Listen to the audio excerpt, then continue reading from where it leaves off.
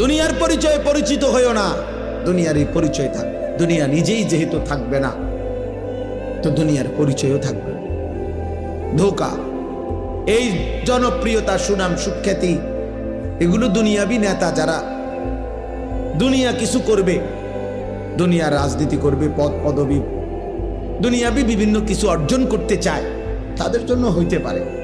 কিন্তু আখিরাতের বিবেচনায় এই পদ পদবি, সুনাম, সুখ্যাতি, জনপ্রিয়তা, হুলস্থুল, এ লাফালাফির কোনো মূল্য নেই,